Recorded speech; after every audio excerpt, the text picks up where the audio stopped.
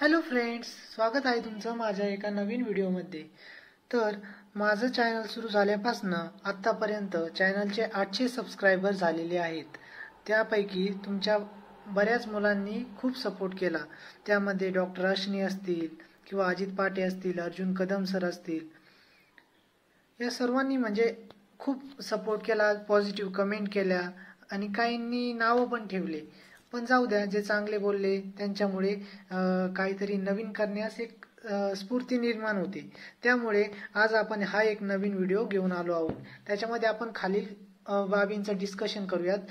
ते म्हणजे आन्सर की कधीपर्यंत येईल, रिझल्ट कधी लागेल, जागा वाढ होईल का, ऑब्जेक्टिव्ह पॅटर्न राहील का, कंबाईन की राज्यसेवा, नेमकी प्रिपरेशन कशाचं करावं। म्हणजे अजून पण बरेच मुलं जे आहेत ते एक संभ्रमामध्ये आहेत किंवा काय होईल आता। त्याच्यात एक आपली कंबाईनची परीक्षा पण पुढे गेली, त्यामुळे मुलांना कळत नाहीये की अभ्यास नेमकी कशाचा करावा।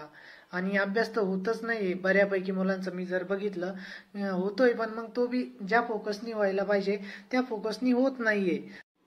त्यासाठी आपण या व्हिडिओमध्ये थोडंसं डिस्कशन करू, जेणेकरून तुम्हाला थोडीफार क्लिअरिटी येईल आणि तुम्हाला अभ्यास करण्यास मदत होईल।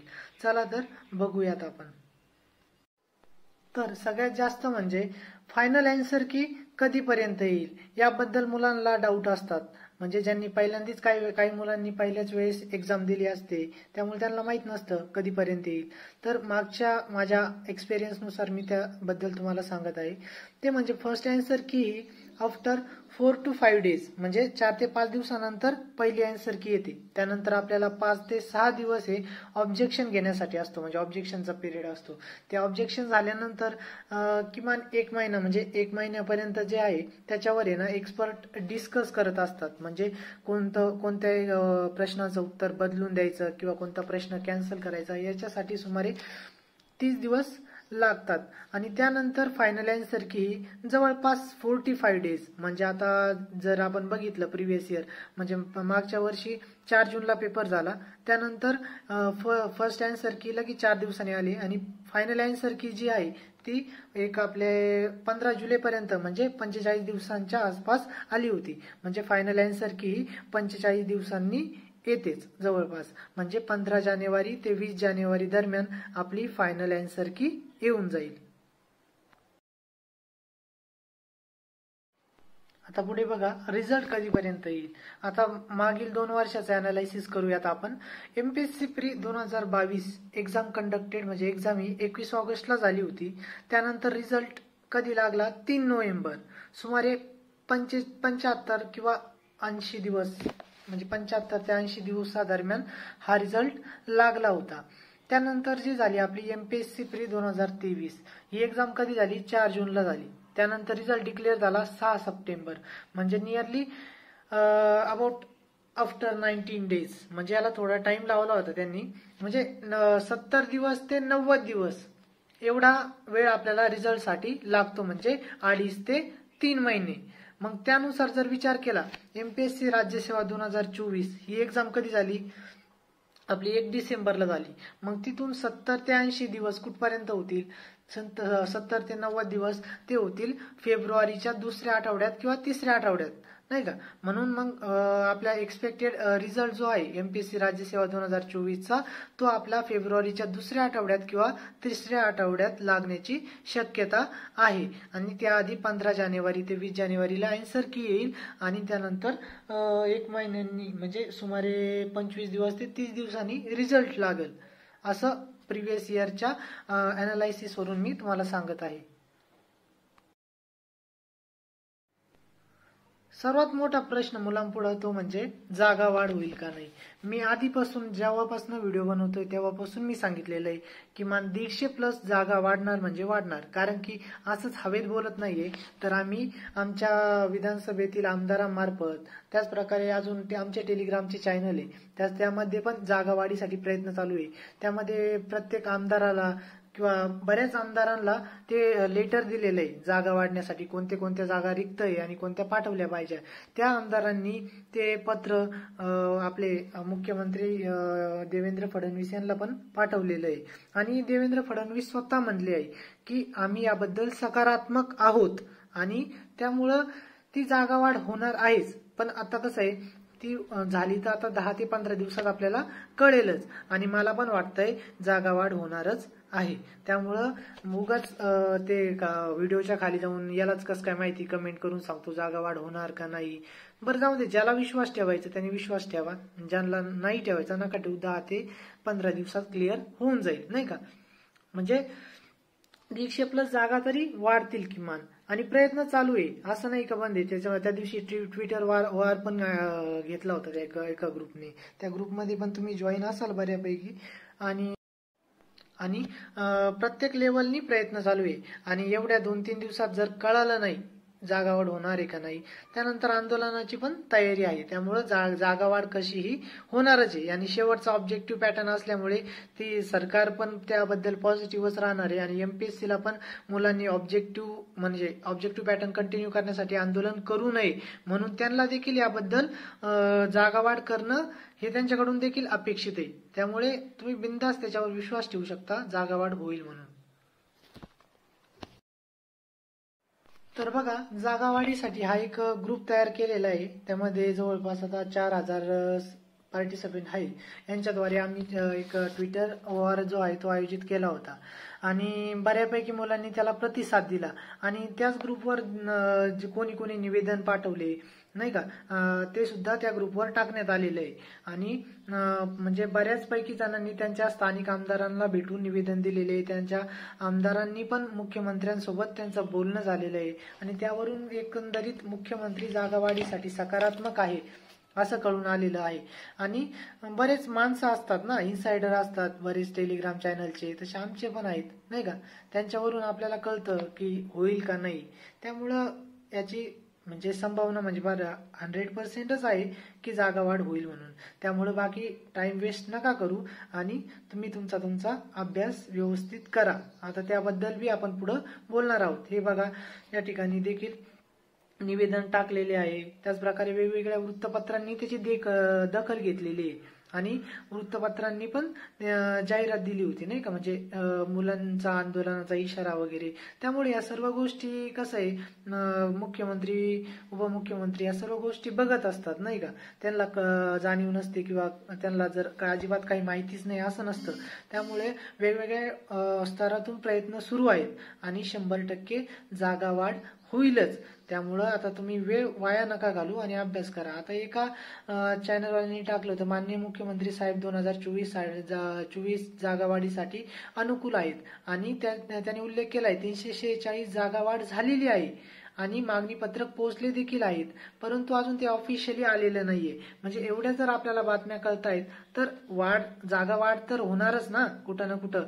या एवढ्या गोष्टी खोट्या तर नसणार ना.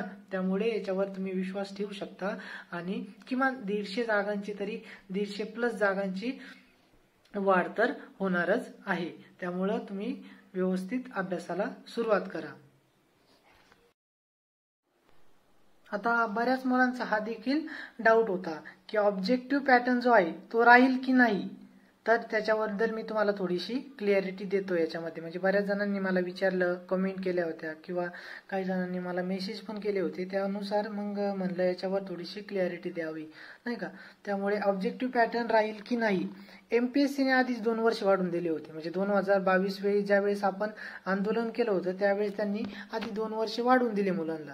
मग त्यानुसार काय झालं की जे आधीच तयारीला लागतात ग्रॅज्युएशन मध्ये असताना किंवा 1-2 वर्ष आधीच ग्रॅज्युएशन कंप्लीट होण्याच्या आधीच ज्या अभ्यासाची तयारी करतात किंवा क्लासेस लावतात, त्या मुलांनी काय केलं, डिस्क्रिप्टिव्हचा अभ्यास चालू केला आणि डिस्क्रिप्टिव्ह पॅटर्नचे क्लासेस पण लावलेले बऱ्यापैकी मुलांनी. त्यामुळे आणि ज्यावेळेस आपण काय केलं 2022ला विरोध केला होता त्यावेळेस संपूर्ण मुलंच अनुकूल होते ना त्यावेळेस, की प्रत्येकालाच असं वाटत होतं की ऑब्जेक्टिव्ह पॅटर्नच कंटिन्यू व्हावा. पण आता कसं आहे, आता तसं नाहीये. आता कसं झालं, दोन हिस्स्यामध्ये जे एमपीएससी करणारे मुलं डिवाइड झालेले आहे की बऱ्यापैकी मुलं आता 2025 साठी ट्राय करताय किंवा 2025चा अभ्यास करताय. त्यामुळे त्यांनी आधीच त्याचा म्हणजे त्याच्या डिस्क्रिप्टिव्ह पॅटर्ननी अभ्यास करायला सुरुवात केलेली आहे आणि त्या क्लासवाल्यांनी पण क्लासेस सुरू केलेले आहेत आणि त्याला 1-1.5 वर्ष होत आला आता. त्यामुळे आता जर आंदोलन केलं तर काय होईल, 2 गट पडतील आणि 2 गट पडल्यानंतर काय होईल, आपण जर ऑब्जेक्टिव्हची मागणी केली तर दुसऱ्या बाजूनी डिस्क्रिप्टिव्ह वाले मुलं आक्षेप घेतील, म्हणजे त्यांना बोलायला होईल ना की आम्ही आधीपासूनच डिस्क्रिप्टिव्ह पॅटर्नचा अभ्यास करतोय ना, आता कसा ऑब्जेक्टिव्ह होणार, म्हणजे आमचं नुकसान होईल. आणि क्लासेसवाल्यांना पण सोपं झालं की UPSC आणि MPSCचा पॅटर्न सेम असल्यामुळे त्यांना एकाच प्रकारचे टीचर स्टाफ ठेवणं किंवा एकाच प्रकारचे, म्हणजे त्यांना चांगली गोष्ट आहे की डिस्क्रिप्टिव्ह आहे. त्यामुळे जर आपण आता आंदोलन केलं ऑब्जेक्टिव्हसाठी तर काय होईल, जागा वाढ तर बाजूलाच राहील आणि जागा वाढ होणार नाही आणि या ऑब्जेक्टिव्ह पॅटर्न तो पण चेंज होणार नाही. कारण की आता MPSCला एक कारण झालं की काही मुलं MPSCचा डिस्क्रिप्टिव्ह पद्धतीने पण अभ्यास करतात, त्यामुळं ऑब्जेक्टिव्ह पॅटर्न चेंज किंवा राहील असं मला तरी वाटत नाही. आणि न्यू पॅटर्नने अभ्यास करणारी मुलांची संख्या पण बऱ्यापैकी आहे, त्यामुळे पुन्हा ऑब्जेक्टिव्ह पॅटर्न ठेवणे जरा अवघड आहे. त्यामुळे आता कसं आहे, फक्त एक आपल्याकडे एक सुवर्ण संधी म्हणजे एक जागा वाढ होईल, कट ऑफ 106-7च्या आसपास येईल आणि 106-7+ वाल्यांना मेन्सचा म्हणजे मेन्स द्यायला चान्स भेटेल. कारण की आयोग देखील यावेळेस थोडासा रेशिओ 14 पट किंवा 16 पट करू शकतं जास्तीत जास्त मुलांना मेन्सचा अभ्यास करण्यासाठी. त्यामुळं तुम्ही थोडंसं पॉझिटिव्ह राहा, जागा वाढ पण होईल त्यामुळे. आणि ह्याच आठवड्यामध्ये पोस्ट कार्ड द्यायचा प्रयत्न करा. आणि जो 4 महिने पूर्ण तयारीने अभ्यास करीन, फुल फोकसने अभ्यास करील, त्याचं सिलेक्शन झाल्याशिवाय राहणार नाही. कारण की 4 महिने खूप होतात ज्यांनी आधीपासून अभ्यास केलेला आहे त्यांच्यासाठी, पण हे 4 महिने वाया घालता कामा नये.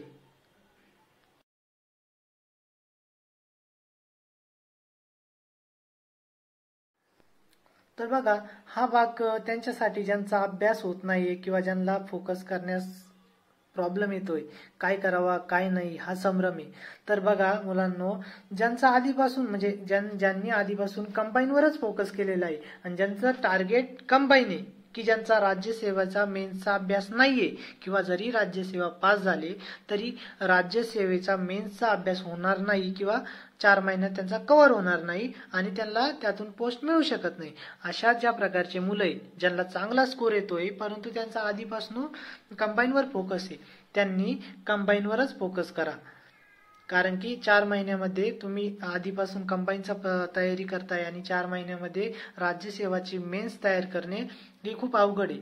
त्यामुळे ज्यांचा आधीपासून कंबाईनचा अभ्यास आहे आणि ज्यांना पूर्ण गॅरंटी की यावेळेस त्यांचं कंबाईनमध्ये होऊन जाईल, त्यांनी कंबाईनवरच फोकस करा आणि कंबाईनचीच तयारी सुरू राहून द्या.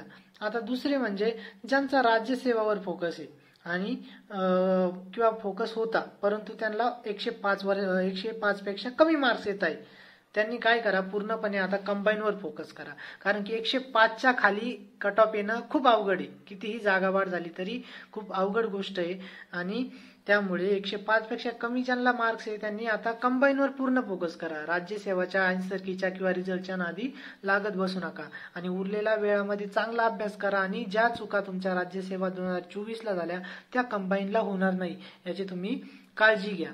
आणि आता नंतर तिसरा ग्रुप म्हणजे कोणता, ज्यांचा स्कोर 108+ आहे व जे कंबाईन करत नाही, त्यांनी काय करायचं, आता ज्यांचा स्कोर 108+ येतोय म्हणजे चांगला स्कोर येतोय आणि जागा वाढ झाल्यानंतर म्हणजे जागा वाढ जर 200च्या आसपास झाली किंवा राज्यसेवा 2022 एवढी ऍडव्हर्टाईज आली तर 106-7 पर्यंत किंवा 106-7-8 या दरम्यान कट ऑफ राहील. त्यामुळे 108+ जे मुलं आहे जे कंबाईन करत नाही, म्हणजे त्यांनी कंबाईनची तयारी करत नाही, फक्त राज्यसेवेचा अभ्यास चालू आहे, त्यांनी लगेच मेन्सचा अभ्यास सुरू करा. कारण की तसं पण काय करणार आहे, आता जर मेन्सचा अभ्यास झाला तर आपल्याला एक पॉझिटिव्हिटी राहील. कारण की जेव्हा आपण सेकंड आन्सर की येते किंवा रिझल्ट येतो त्यानंतर खूप कमी दिवस शिल्लक राहतात, 1-2 महिने आणि 2.5 महिने काहीच होत नाही 2-2.5 महिन्यामध्ये. त्यामुळं 108+ मार्क ज्यांना आलेले आहे त्यांनी वेळ वाया नका घालू आणि आता लगेच मेन्सचा अभ्यास सुरू करा. कारण की नंतर आपण प्री पास होऊन देखील काही फायदा होणार नाही आणि जर प्री पास होऊन पण काही फायदा झाला नाही तर आपला एवढा अभ्यास करून काय फायदा. त्यामुळे त्यांनी मेन्सचा अभ्यास करा. कारण की काय आहे, आपल्या मनाचा एक गुणधर्म आहे, तो डायव्हर्ट व्हायला फक्त त्याला काहीतरी कारण लागत असते. म्हणजे तुम्ही म्हणशाल का हेच बरोबर येईल का, हा माझा प्रश्न आहे तो चुकल का, हा बदलून भेटेल का, ते सगळं कसं आहे, आता ज्याचं बरोबर आहे त्याचं तर बरोबरच येणार, जो आयोगाने प्रश्न चुकीचा दिलेला आहे किंवा चुकीचं उत्तर दिलेलं आहे तो बदलून देणारच आयोग, पण काही वेळेस आयोगाकडून पण चुकी होती आणि ते बदलून दिल्या जात नाही.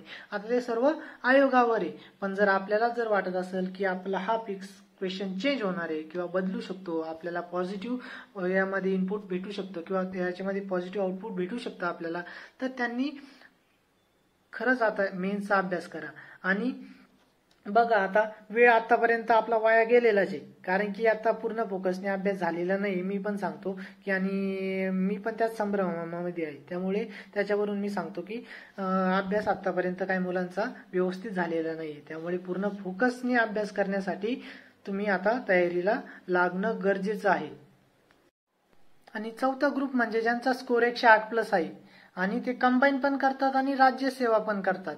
मग अशा मुलांनी आता काय करायचं, तुमची फेब्रुवारीमध्ये एक्झाम आहे तोपर्यंत कोर राज्यसेवाचे आणि आपले कंबाईनचे जे जे पॅटर्न सेम आहे, म्हणजे ज्या ज्या गोष्टी सेम आहेत, ज्या दोन्हींच्या मुख्य परीक्षेला सेम आहे, त्या गोष्टी आपण कंबाईनच्या पूर्व परीक्षेच्या 15 दिवस आधीपर्यंत कराव्या. म्हणजे एक 20 जानेवारीपर्यंत तुम्ही कंबाईन आणि राज्यसेवा या दोघांमध्ये जे कॉमन आहे त्यातले त्यात ज्या दोन्हींच्या मुख्य परीक्षेला आहेत अशा गोष्टींचा अभ्यास करा.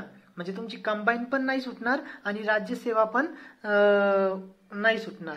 म्हणजे जर तुमचा स्कोर नंतर सेकंड आन्सर की गेला 108च्या खाली किंवा 105च्या खाली गेला तरी तुम्हाला कंबाईनवर फोकस करायला वेळ राहील.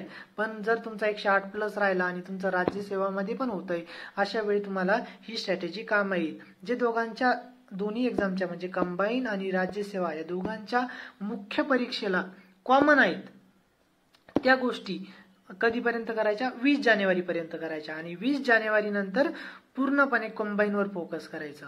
कोणी ज्यांचा स्कोर 108+ आहे आणि जे कंबाईन पण करतात आणि राज्यसेवाची पण तयारी करतात त्या मुलांनी ही स्ट्रॅटेजीने अभ्यास जर केला तर त्यांचे चान्सेस वाढतील, कंबाईनमध्ये पण वाढतील आणि राज्यसेवामध्ये पण वाढतील आणि टाइमपास पण नाही होणार. आता तुम्हाला एक किस्सा सांगतो की 2022ला ना एक सरांनी पोस्ट काढली 2022च्या एक्झाम मध्ये.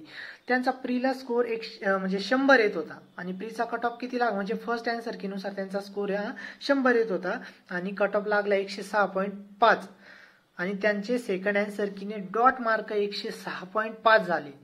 आणि पण त्यांनी त्यांच्या मनाची त्यांचा एवढा कॉन्फिडन्स होता की हे प्रश्न आपल्याला बरोबर येणार आणि कट ऑफ पण काय जास्त जाणार नाही किंवा त्या कट ऑफच्या आसपास मला मार्क्स येत होते, असा त्यांनी त्यांच्या स्वतःवर विश्वास ठेवला आणि न मागे पुढे पाहता किंवा न डगमगता त्यांनी पूर्ण फोकसने अभ्यास केला आणि त्यांनी त्याच वर्षी पोस्ट काढली. तर तुमच्याकडे पण ही सुवर्ण संधी आहे की ज्यांचा स्कोर 108+ येणार आहे सेकंड आन्सर कीने आणि जागा वाढ पण होणार आहे, त्यांचं सिलेक्शन पण 99% तरी त्यांचं सिलेक्शन होणारच आहे.